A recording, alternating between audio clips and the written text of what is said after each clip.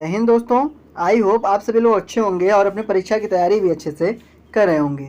दोस्तों आज हम लोग जीके जीएस के खंड पॉलिटी से कुछ इंपॉर्टेंट प्रश्नों की चर्चा करेंगे जो आपके प्रतियोगी परीक्षा के लिए काफ़ी ज़्यादा महत्वपूर्ण होगा। आइए डायरेक्टली हम लोग अपने प्रश्नों को देखते हैं। जैसे सबसे पहला प्रश्न हमारा क्या पूछा है, ये पूछ रखा है आपसे, किस संविधान संशोधन अधिनियम द्वारा भारतीय संविधान में 9वीं अनुसूची जोड़ी गई थी। बच्चों ऐसा कौन सा संविधान संशोधन अधिनियम पारित हुआ था जिसके द्वारा भारतीय संविधान में 9वीं अनुसूची जोड़ी गई। तो इसका करेक्ट आंसर क्या होगा बच्चों, पहले संविधान संशोधन द्वारा। तो ऑप्शन नंबर ए में है, तो ऑप्शन नंबर ए इसका करेक्ट आंसर होगा। आते हैं अगले प्रश्न पर। अगला प्रश्न आपसे क्या पूछा है, ये पूछ रखा है, निम्नलिखित में से कौन संसद का अनन्य भाग नहीं है। बच्चों अगर बात करें राष्ट्रपति का है तो आपको पता होगा कि संसद का अनन्य भाग है राष्ट्रपति। लोकसभा भी बच्चों संसद का अनन्य भाग है, राज्यसभा भी संसद का अनन्य भाग है। कहने का अर्थ बच्चों कि राष्ट्रपति, लोकसभा, राज्यसभा तीनों संसद के अनन्य भाग हैं, लेकिन जो उपराष्ट्रपति होता है बच्चों ना, ये संसद का अनन्य भाग नहीं होता। तो ऑप्शन नंबर बी में है हमारा, तो ऑप्शन नंबर बी इसका करेक्ट उत्तर होगा। आते हैं अगले प्रश्न पर, देखते हैं। अगला प्रश्न काफ़ी आसान है बच्चों। ये पूछा आपसे, भारतीय संसद के कितने अंग हैं।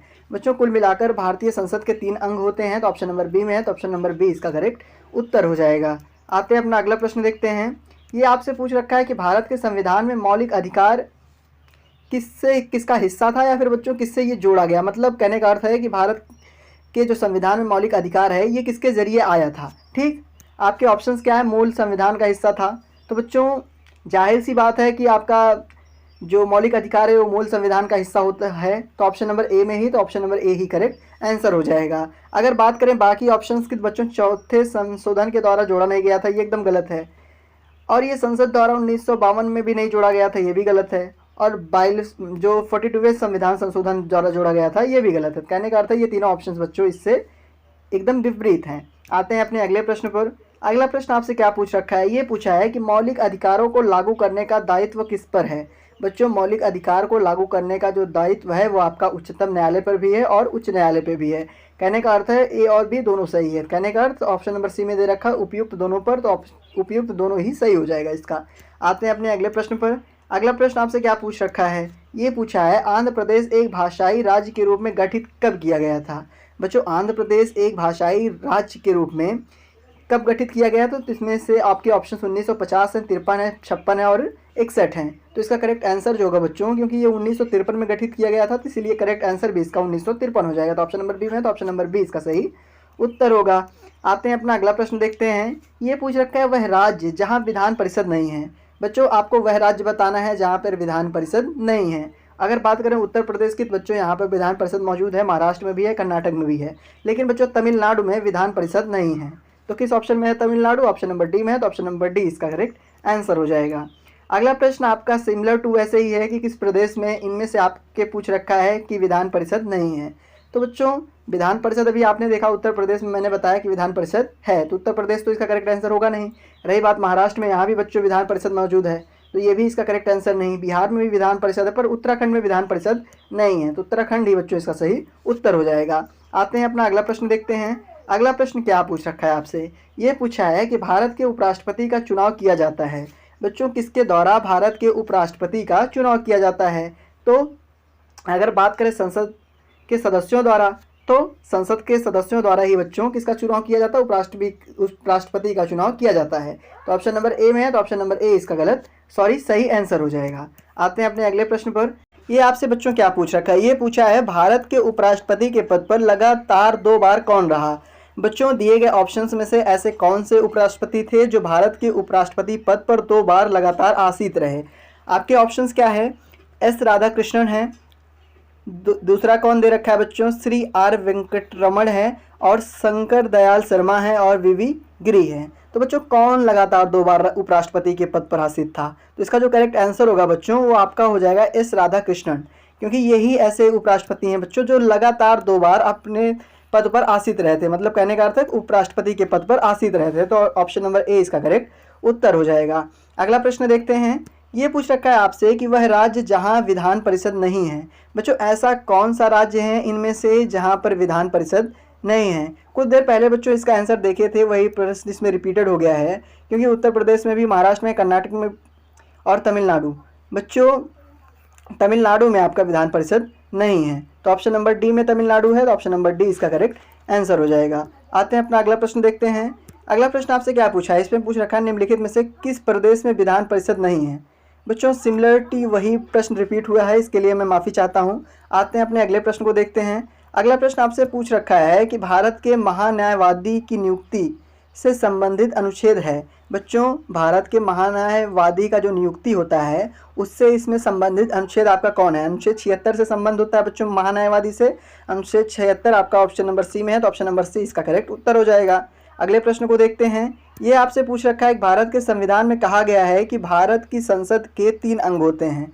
ठीक है बच्चों, पहला तो लोकसभा दे रखा है, दूसरा राज्यसभा दे रखा है, तीसरा बच्चों कौन सा होता है, आपका जो तीसरा संसद का अंग होता है बच्चों वो आपका राष्ट्रपति होता है। तो ऑप्शन नंबर ए में दे रखा है, तो ऑप्शन नंबर ए इसका करेक्ट आंसर हो जाएगा। आते हैं अपने अगले प्रश्न की ओर।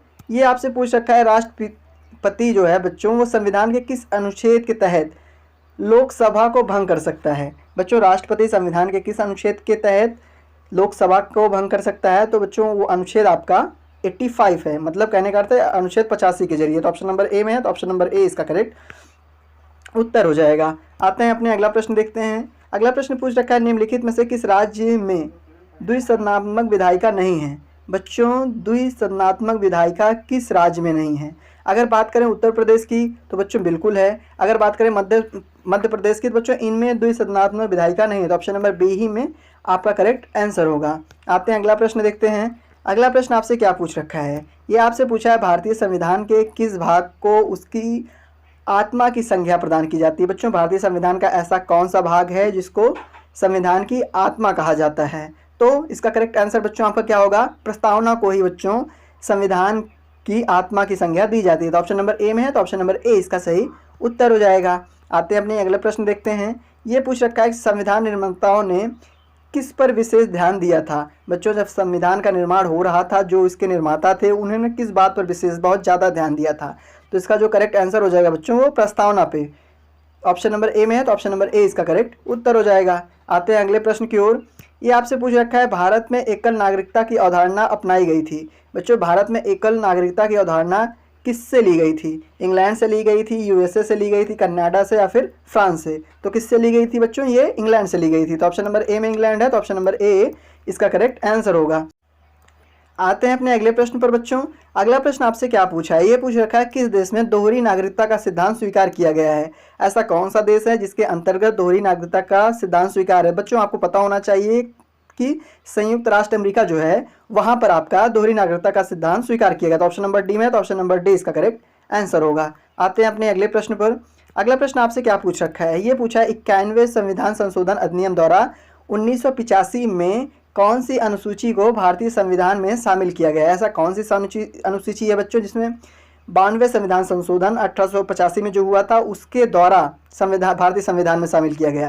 तो इसका जो करेक्ट आंसर है बच्चों वो आपका ऑप्शन नंबर बी होगा, क्योंकि 10वीं अनुसूची थी बच्चों जो 12वें संविधान संशोधन द्वारा अपनाई गई थी। तो ऑप्शन नंबर बी में है, तो ऑप्शन नंबर बी इसका करेक्ट आंसर होगा। आते हैं अगला प्रश्न देखते हैं। ये आपसे पूछ रखा है कौन सा अनुच्छेद संसद के 2 अधिवेशनों के बीच 6 माह का अंतराल की अनिवार्यता का उल्लेख करता है। ऐसा कौन सा अनुच्छेद है बच्चों जो संसद के 2 अधिवेशन के बीच कम से कम 6 महीने का अंतराल को अनिवार्यता उल्लेख करता है। तो इसका करेक्ट आंसर क्या होगा बच्चों, इसका करेक्ट आंसर अनुच्छेद 85 हो जाएगा, क्योंकि अनुच्छेद 85 में इसका जिक्र है। तो ऑप्शन नंबर डी में है, तो ऑप्शन नंबर डी इसका सही आंसर होगा। ये पूछ रखा है एक कल्याणकारी राज्य के निर्देश आदर्श वर्णित है। बच्चों एक कल्याणकारी राज्य के निर्देश जो हैं वो किस में वर्णित है। राज्य के नीति निर्देशक तत्वों में है, या फिर मौलिक अधिकारों के अध्याय में है, या फिर संविधान के 7वीं अनुसूची में, या फिर प्रस्तावना में है। तो बच्चों इसका जो करेक्ट आंसर होगा वो राज्य के नीति निर्देशक तत्व में है। तो ऑप्शन नंबर ए में है, तो ऑप्शन नंबर ए इसका करेक्ट आंसर हो जाएगा। आते हैं अगले प्रश्न पर। ये आपसे पूछ रखा है निम्नलिखित में से किस राज्य में द्विसदनात्मक विधायिका नहीं है। ऐसा इनमें से कौन सा राज्य है जहाँ पर द्विसदनात्मक विधायिका नहीं है। तो इसका जो करेक्ट आंसर हो जाएगा बच्चों वो आपका मध्य प्रदेश हो जाएगा। ऑप्शन नंबर बी में है, तो ऑप्शन नंबर बी इसका सही उत्तर हो जाएगा। अगले प्रश्न की ओर आते हैं। ये आपसे पूछा है भारत के संविधान में अंतर्राष्ट्रीय सुरक्षा को प्रोत्साहन देना सन्निहित है। किसमें बच्चों, संविधान की प्रस्तावना में है, या नीति निर्देशक तत्व में, या मौलिक कर्तव्य में, या फिर 9वीं अनुसूची में है। तो इसका जो करेक्ट आंसर हो जाएगा बच्चों राज्य के नीति निर्देशक तत्व में हो जाएगा। तो ऑप्शन नंबर बी में है, तो ऑप्शन नंबर बी इसका करेक्ट आंसर हो जाएगा। आते हैं अपने अगले प्रश्न पर।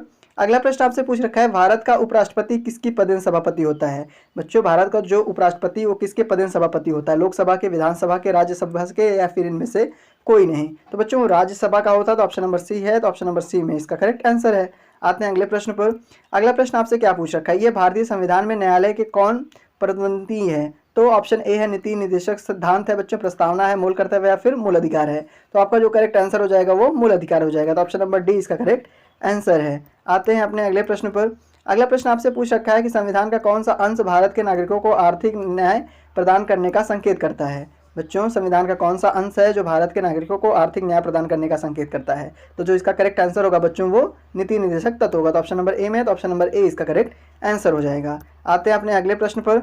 अगला प्रश्न कह रखा है कि बच्चों 73वें अमेंडमेंट अधिनियम द्वारा भारतीय संविधान में कौन सी अनुसूची जोड़ी गई थी। 73वें संविधान संशोधन अधिनियम द्वारा बच्चों भारतीय संविधान में कौन सी अनुसूची जोड़ी गई थी। तो इसका करेक्ट आंसर होगा बच्चों ऑप्शन नंबर सी, और क्योंकि 11वीं अनुसूची जोड़ी गई थी। आते हैं अपने अगले प्रश्न पर। ये आपसे पूछ रखा है कि भारत में कार्यपालिका का अध्यक्ष कौन होता है। बच्चों, भारत में कार्यपालिका का जो अध्यक्ष है वो राष्ट्रपति होता है। तो ऑप्शन नंबर ए में है, तो ऑप्शन नंबर ए इसका करेक्ट आंसर हो जाएगा। आई होप बच्चों आपको सभी प्रश्न अच्छे से समझ में आ गया होगा। मिलते हैं अपने अगले वीडियो में। धन्यवाद।